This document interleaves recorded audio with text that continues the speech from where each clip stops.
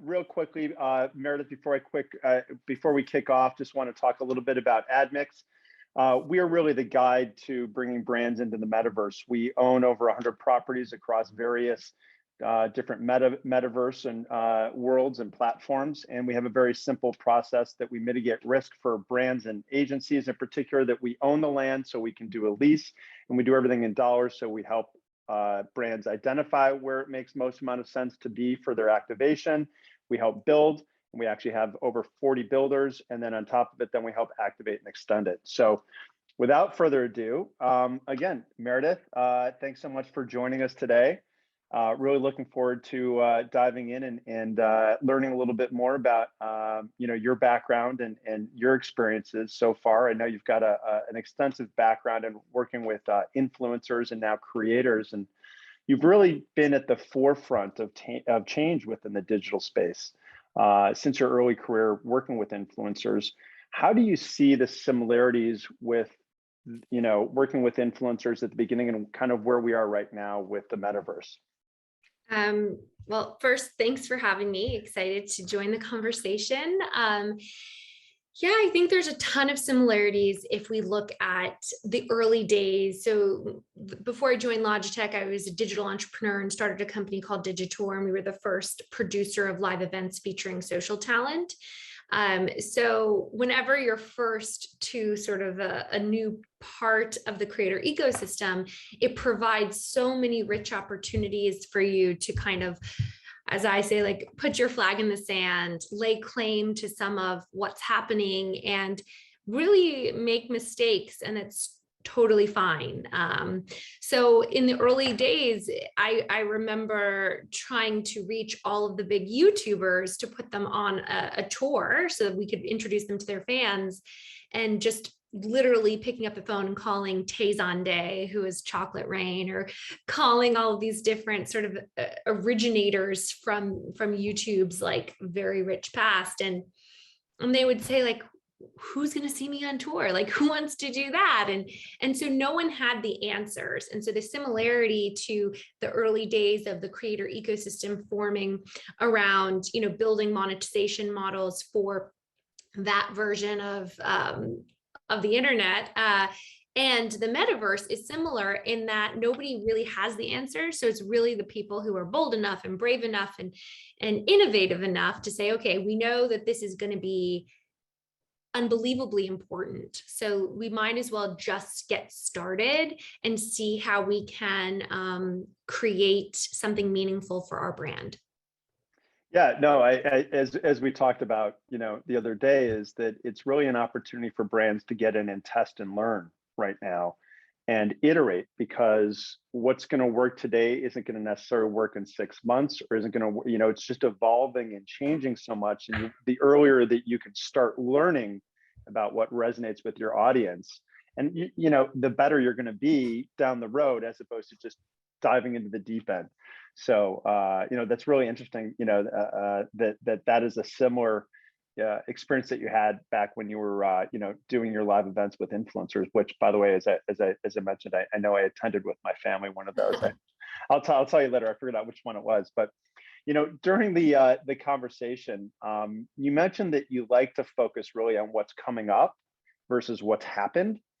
Where do you see, what's really coming up as it relates to the metaverse in particular, as you see it? So much. Besides everything. I think that there is this it's really just like the wild, wild west, right? Like there's so many different ways to show up and to interact, but I think that there's a really amazing opportunity to engage.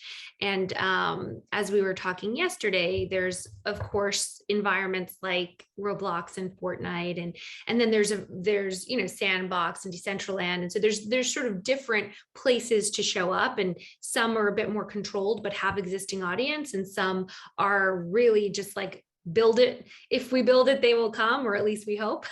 Right. And so I think it's about understanding and fishing where the fish are, of what is the behavior of a digital, like a date a digital native user today. And so when I started my last company, we were hyper focused on, social networks and Web 2 and sort of how people were interacting and socializing and discovering, utilizing those social platforms.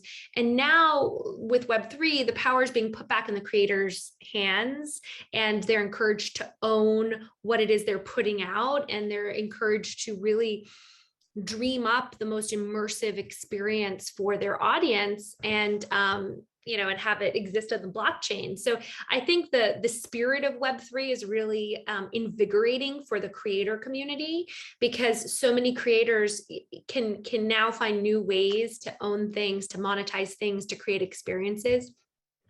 When it comes to a brand like Logitech, or any other brand marketers that may be engaging in this session, I really think it's about, again, finding out how people are showing up in these worlds and what excites them.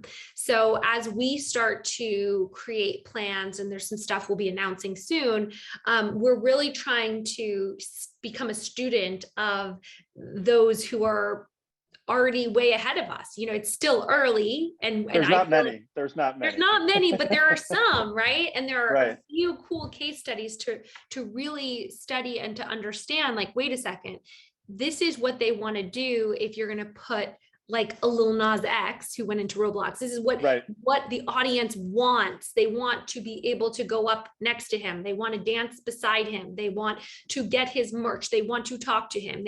So like this notion of, I can be up close and personal, and I could be sitting in Tokyo, or you could be sitting in New York. And there's this really amazing coming together that's global around cool programming, cool, immersive, and engaging entertainment.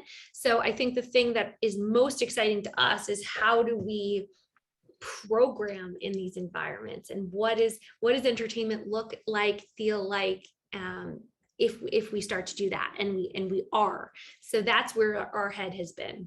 Yeah, no, thank you. And it is, it's such a blank canvas right now, that, in terms of what's coming up is just so exciting, and still unknown to a certain extent, not even to a certain extent. I mean, it's very unknown. I think that it's going to, expand so quickly, and there's going to be so many different formats and different ways to engage with consumers, as I call it, digital experiential.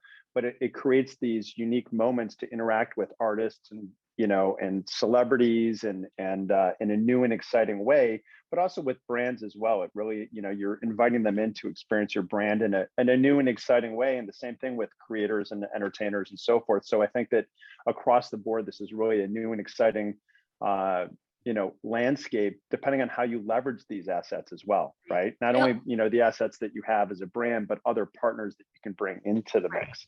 I also want to say that, like, there's this element of fantasy and gameplay that's like, you can't ignore that. So it's not just about showing up and putting on a regular concert. It's about how do we like really use our imagination and really push the boundaries. And if we can have the performer be, the equivalent of 25 feet tall, or we can allow the people that are engaging in this to jump up and touch their head, like all kinds of things. We could have a bad guy, we can have a narrative, we can have all kinds of different ways to tell a story. So I do think for somebody like myself, who's a storyteller, a story seller, whatever, like I like to have fun with that, because it does give us new tools in our toolbox as we start to invite our consumer in to experience the brand. Yeah, and I think, brands don't have to look at it so literally and figuratively to replicate what they're doing in the real world and just replicate it in the metaverse, because you can do, there's so many different storylines. And I think you're absolutely right. You have to tell the story in a new way within this new environment. And it can be anything from a parody of your brand, right? You can, if you really want to go and have fun with it, there's just so many different ways that you can do it. And I think that it really does, it just really plays right into that creator economy so well, that it's going to be exciting to see all the different ways that it's leveraged by both brands and entertainment in the future. And, currently your role at Logitech, where you lead global entertainment and creator marketing, what has been like the campaign you found to be the most rewarding that you've worked on? I'm sure there's a few, but I know you mentioned Little Nas X and so forth. But what would you say has probably been the campaign, if you will, that you found to be the most rewarding? Yeah, so I mean, we've had some wonderful opportunities to bring in killer talent like Nas and most recently Lizzo. But I would say the thing that has been most rewarding is a program that we introduced last year called, the whole program is really a huge effort across the company called Creators for BIPOC.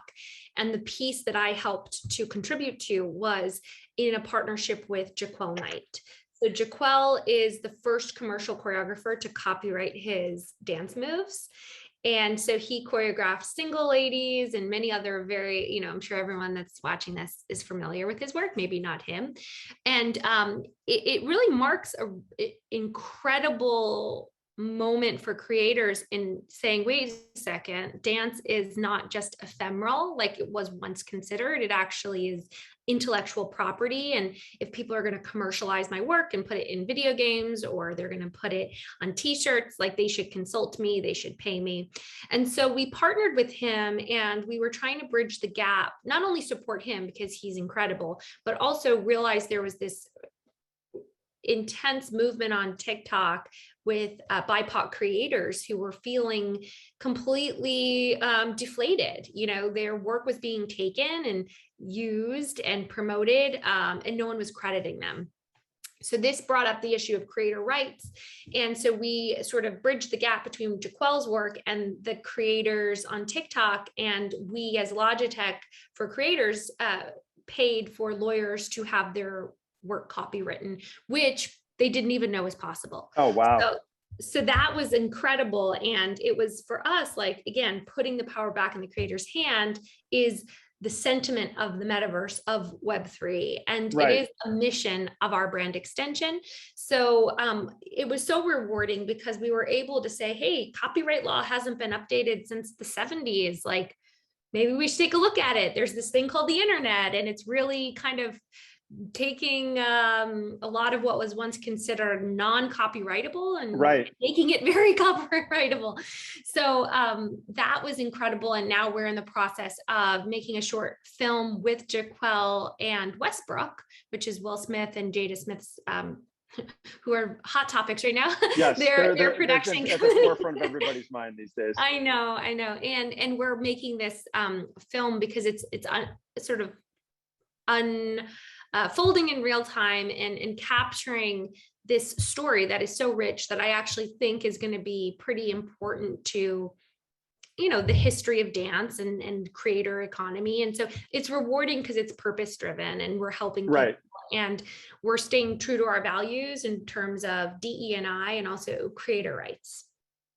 Yeah, that's awesome. I mean, and that was, thanks for sharing that, by the way. I think that, it's always rewarding when you're able to blaze a new territory and also help someone at the same time, and being able, certainly, understanding the complexities of what was happening, and to be able to help navigate that with these artists is very important. And the same thing with brands as well, right? It's just being able, this is a new world, and it's, we're here to help guide and help make sure that it's a positive experience based on what everybody's trying to achieve. And whether it's a creator or an entertainer or a brand, at the end of the day, there's some outcome that you're looking for when you're jumping into these, these new channels. And it's really important to define that and be willing to be open to, try different things and look at things in a different way. So thanks again for sharing that. Speaking of a creator campaign, what do you think, are two of the most important elements that really will make one successful? And, in today's world, and then as it relates to the metaverse, where do you think that really, does that change at all in terms of, today versus the metaverse? What do you think, is going to be different in the metaverse that's going to be successful that, today would make it successful? So my number one rule when working with creators will not change when we head to the metaverse, because it's about co-creation. So I think that, it depends on what you're after as a brand and what your objectives are. But I think time and time again, I've seen brand fails when a script is sort of cut and pasted and sent over to a talent, because you're really then looking at the creator as an advertising channel versus a person.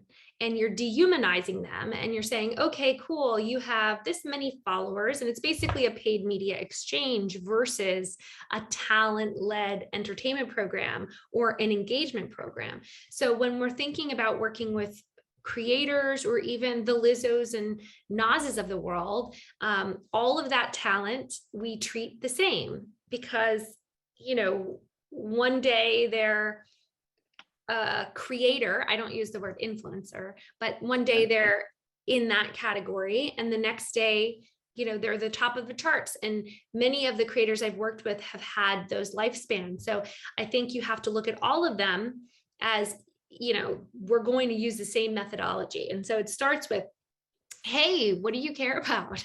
What are you passionate about? And then trying to find, it's like we're dating, like where's the common ground? Where is the connective tissue where Logitech and our values and our objectives could line up with the things that you care about?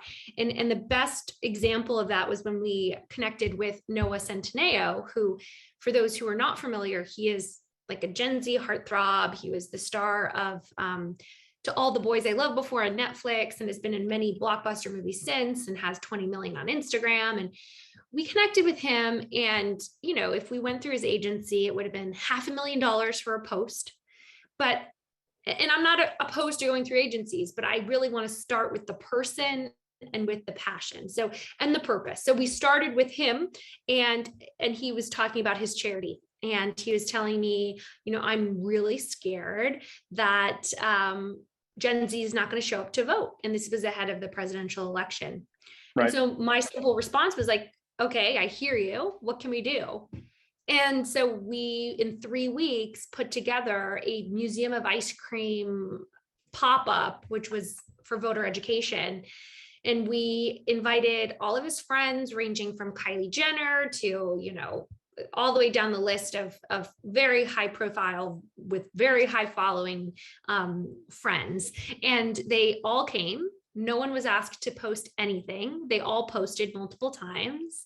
We had the New York Times, Taylor Lorenz specifically, who is my favorite reporter. She covered it. And we had the BBC News. We had 2 billion impressions. And That's Noah amazing. Was there and basically camped out at the location because he wanted to walk every single person through and explain the art pieces that he creatively directed. We paid for and we facilitated and happened, but it was his baby. And it was a message that we decided we wanted to tell together. And we found the right balance of where we showed up and where he led the charge. And the amount of ROI, just from a brand perspective, you know, because we weren't trying to sell products in this instance, was tremendous. And Noah still texts me regularly saying, hey, can we do another one? Can we do a film? Can we do this? And it's like, once you show the talent that you're not just about you, but we can find sort of 1 + 1 equaling more than 2. And I can drive value for my brand and drive value for you as a human, not just as a person with 20 million followers. And then the conversation shifts, and then you can do some pretty transformational stuff. Yeah, no, that's exciting. And I think, you know, at the end of the day, when you're working with a creator, is that you're working with a creator for a reason. They've got this audience, and they've built this audience because they're authentic to the audience. And so if you're not asking them to be authentic to the audience, you're missing the boat of why you want to engage that creator to begin with. Mm-hmm. So, I mean, I think you're 100% right in terms of the way, obviously, in terms of the way that you approach it. But I mean, I think that is, you know, without a doubt, certainly as it continues into the metaverse, that same methodology and same ethos still needs to maintain, because, you know, as brands go into the metaverse, each different platform is very unique, right? Whether it's Web 2 with Roblox or Web 3 with the Decentraland or Sandbox, they each have their own community. They each have their own, so, you know, socioeconomic, you know, elements, and they all have their technical capabilities that are, you know, both pros and cons. But at the end of the day, it's about being authentic to that community and your brand. And so anybody else that even you bring into that with a creator, let's say you partner with a creator, it's really important that that still continues along that path, because otherwise you're missing the boat. Oh yeah, for sure. And, so what makes you, most excited about working with creators in the metaverse? And by the way, it's so funny when we were talking and knowing your background, I was careful in terms of the differentiator between influencer and creator. And I found it really funny that you define them just as all creators, because that was exactly the same thing that I was thinking, is because as influencers, they're really creating content, right? And so I love the fact that you're calling them and defining them as creators. So Well, I think it's like, what do they want to be called? And I've been through many iterations, right? So like I usually lean into whatever they're calling themselves. And as of late, they feel influencers kind of a dirty word because it implies that they are just an ad channel versus a person with a purpose. So that's why I sort of focus more on a creator.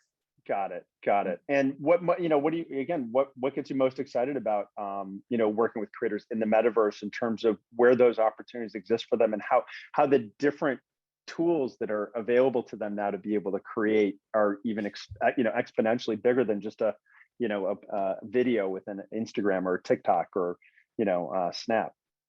So I think whenever something's new, whenever there's a new platform, and in the instance of the metaverse, it's many new platforms, but it's like kind of this new category, right? And so when I was at the company I had started, we saw these waves of new platforms, and then we saw what would happen, right? So first it was YouTube, and YouTube was the Goliath, like it was the giant, no one could touch it. And then we saw Vine come in, and Vine was like, in terms of engaging creators, or at that time we were calling them influencers, like there was nobody that could compete. Like they kind of eclipsed, at least for a moment, the YouTubers of that time. And so we saw these waves, and then also the creators who jumped on the platform first, like baby Ariel, who maybe nobody knows now, or I don't want to say that. She's wonderful. Maybe everyone knows her. But at the time when TikTok was Musical.ly, she was the #1 creator on that platform. And so I spent a lot of time talking to her. I toured her. I got to know her. She's lovely, lovely, lovely. And like, she just explained, like she jumped on the platform really early and she liked it and it was fun, but because she was one of the first, she was recommended to everybody who joined.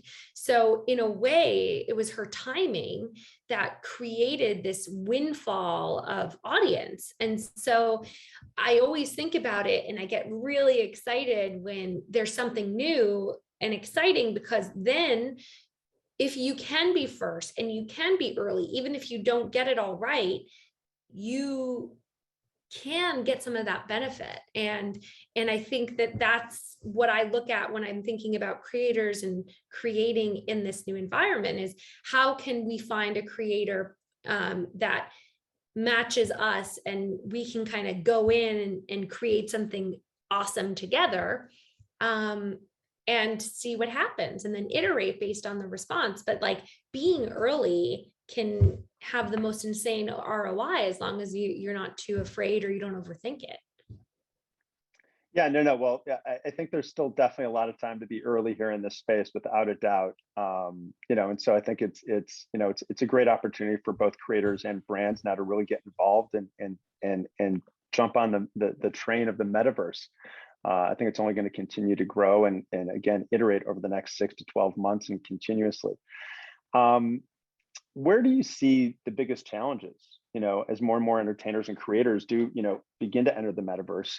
Obviously within all the different social channels, as you just talked about, at the beginning, there's always that opportunity, you're first to market, but then there's all these, after these comers that, are following you, that are suddenly now expanding within that space. How do you think that that'll present its own challenges within the metaverse? I mean, I think there's going to be a lot of versions, right? And people are going to test and learn. But I think to start, there is the Roblox metaverse, as we talked about, and then there's centralized metaverse. When you're going to an environment that has audience, like that's amazing. And that helps you tell your story without having to also be a promoter. And as someone who ran a live events business, getting butts and seats is like really hard, even if you have a big talent. So that becomes, I think, a challenge as you think about building something in the decentralized metaverse where you're kind of like responsible for building it and also throwing the party. Right. Because as a marketer, oftentimes it's about where's the audience? Let's go tell our message or share our story in that space. Now, if you're going to be tasked with, let's go create something from scratch and also get an audience, like that's a gargantuan undertaking. And I think that like that's going to require a lot of incredible curation, and also like what is the value proposition back to the consumer? Why are they going to show up? You know, if they can see Lil Nas X in Roblox or Travis Scott in Fortnite or whatever other concerts are coming or experiences or Nike Land in Roblox, like why are they going to a brand new land? And what is that land? Is it higher fidelity? Is there some kind of unique thing that you can do that you can't do other places? So I think like it becomes more challenging if you expect to port audience from one place to another, and you have to have a more compelling reason for them to do that. So I think that's one of the challenges, is figuring out how to drive audience. Yeah, and that without it, I mean, that's definitely something we talk, with brands about all the time, is the fact that, yeah, it is definitely not a reach and scale opportunity right now within the decentralized metaverse, but it's an opportunity to test and learn so that when it does, that you're better prepared. But that's a great point though, too, is that, you have to really think through it and really come up with a strategy of what you want to do and how you're going to engage those consumers. Because, it's 24/7, 365. So people are going to be coming at all day, all different times of the day and night. And you've got to be able to make sure that they're constantly engaged, or that there's a reason for them to be there. So yeah, that's definitely a big challenge. I agree with you. And along those lines, in terms of working with creators or with entertainers, what is the best way for a brand to engage with them? Is to collaborate on your from an activation. You kind of touched upon it. I love your approach of like finding out what's important to the artist first, and then building from that perspective, which I don't know is necessarily the way that a lot of brands approach personalities or creators or influencers, if you will. What do you see as the best way? I mean, obviously you kind of laid it out a little bit from your perspective, but how else do you think it would be a good way to to approach a creator? So I think that really good creators, really good, like the ones who are going to really move the needle for a brand, are almost always aware of their value. So as you might strike gold and find someone on the upswing who's willing to do something with you that's not costing a fortune. But that's really an anomaly. And so I think if you want to work with incredible talent, you have to understand what moves the needle for them. And if you try to cast them, I think you're going to automatically create a wedge between you, the brand, and the talent, and you will only ever get the bare minimum. But if you want to have a more long-term collaborative relationship, I think you have to figure out what moves the needle for them. So depending on, maybe you do like a unique project together where they have, their own capsule collection of something, or maybe you do something where they feel empowered to creative direct an ad spot. Like many of these creators, like we forget, they're not just audience channels and they're not just on camera talent, they're creative directors. They make, and they know their audience, like you kind of get all of it. Their consumer insights. So figuring out how best to engage with them. And if you want to be in direct touch with them and not just go your external agency to their external agency and have a game of telephone, which I use agencies, we all use agencies, but I've made it a practice that I need to develop a relationship direct. and they can help execute and they can help support, but I need to hear from them. I need to understand from them how we can be a good partner. So I think if you bring some of that to the table when you're considering who you want to work with, that you're going to get a lot more out of it. And a lot of brands may or may not have these capabilities, but like figuring out that is something that can bring so much value to the way that your brand interacts with an entertainer and ultimately delivers a program that feels authentic. Yeah, no, it's got to be collaborative without a doubt. I think as we touched on before, I mean, they've got the audience that you want and you're leveraging them for a reason. It's really important to bring them into that mix. And, being one or two steps removed from that process and communicating along those lines, probably something gets always missed or dropped within that translation. And so I think it's a great point. We're going to open it up to Q&A here. I do have one question, which I thought was kind of interesting. And I'm assuming you'll be able to answer this, but it'll be interesting, is how does insurance play a role for partnership with creators? Has that come up as an issue at all from an insurance standpoint, or is that something you've even gotten involved in? I mean, yeah, I'm not going to speak to that because at Logitech, it's not something that I need to consider, something that our company will handle. Previously at my other company that was smaller that I started, of course, when you're, producing an event or you're working with big talent, like you need certain policies and whatnot, but I'm pretty removed from that part of the business. Thankfully, I don't think it was like my favorite part of it.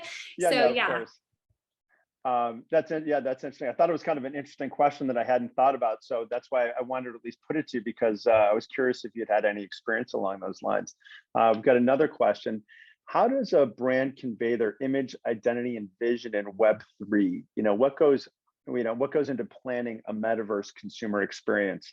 That's an interesting one that we could probably both answer. But go ahead, I'll let you answer that first, Meridith, in terms of what your thoughts are along those lines.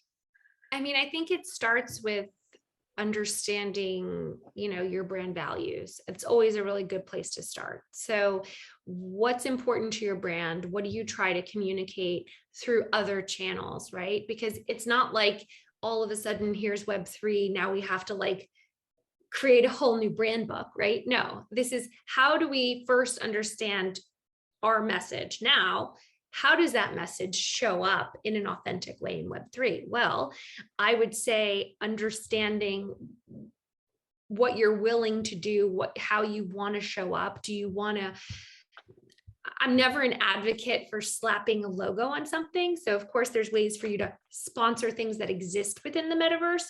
That's never my style. It can be other people's. I like to build. I like to create. I like to co-create. I like to infuse whatever it is that we want to build and create in terms of a program, or even our owned and operated IP that we start to introduce. Like how can we introduce that? And then of course with that you have messaging, you have social on and within Web3 and outside of Web3 back to Web2 on all the social platforms. You have content creation and you have storytelling and you have, so again, the only difference here is how do you translate your brand values, your brand message into an experience that would feel organic for people who want to engage in Web3. And it's still something that's so brand new that I don't think there's a good cookie cutter, maybe there'll never be a cookie cutter answer to it's more like kicking the tires on how you could show up and what value would you bring in an experience in this way back to your consumer. Yeah, no, absolutely. I mean, I think you definitely have to start with the consumer first, or what we always talk about, what's the outcome that you're looking for, right? Because I think it's, within traditional media channels and digital right now, where it's so very defined and it's got, it's all, we've got it in a box in terms of what the outcomes and measurement is to a certain extent. But yet here we really don't. So it's really about what's important to you and your brand values, as you said, and then what are those outcomes you're looking for? I think we've got time for one more question. And I thought it was kind of interesting. It's what advice to small businesses who want to participate in the metaverse and don't know how to get in? You know, any advice or guidance along those lines? Yeah, I think it's the same, right? Like, Yeah, I do too. I think budget or size of your business should not discourage you. If anything, I think it's kind of like giving everybody the opportunity, and it's a real level playing field, because if we fast forward a year or two, it will become cost prohibitive. But Yeah. now there are ways to enter at such a low cost and low barrier of entry that I encourage everyone to find the person on your team that's obsessed with this, that researches it, that follows it, you know, and try to think about a way to show up that fits within your budget and your sort of Right. business objectives, and just get started. Because again, there's a lot of value to being early. And if you get some success, this could become, you know, a really important part of your marketing strategy moving forward. Fantastic. I think that spot on. I think we've probably got time for one more question, which I thought was which is interesting, and that is, do you have any examples in the metaverse of professional and college athletes creating their own environments for fans to engage their interests off the field or purchase products in which the athlete has vested interest in? So, you know, I guess from a college athlete standpoint. Yeah, I don't know that I'm the best person to answer that particular question, but I would just say, you know, there's limitless opportunities in the metaverse. And agree. I've seen examples, definitely sports leagues, definitely athletes showing up and creating experiences and or digital merch that can be, you know, showcased and lead to other things. So I would say, yes, it exists. I don't think I'm going to be your best guide on that question, but I would encourage you to do some research, because there's definitely ways for you to you know, show up. Absolutely. And I think that more and more, you know, entertainers themselves are looking to get into the metaverse. And what does that really mean? I think I saw Reese Witherspoon was dropping an NFT and doing something else. So I think there's a lot of different ways for both professional and college athletes. And now with college athletes having name and likeness rights, that's the biggest thing. I mean, there's this creator that I had worked with who he was he was a college track star, and his brother was a huge TikToker, and he was so limited, and he wanted so badly that he ultimately just stopped.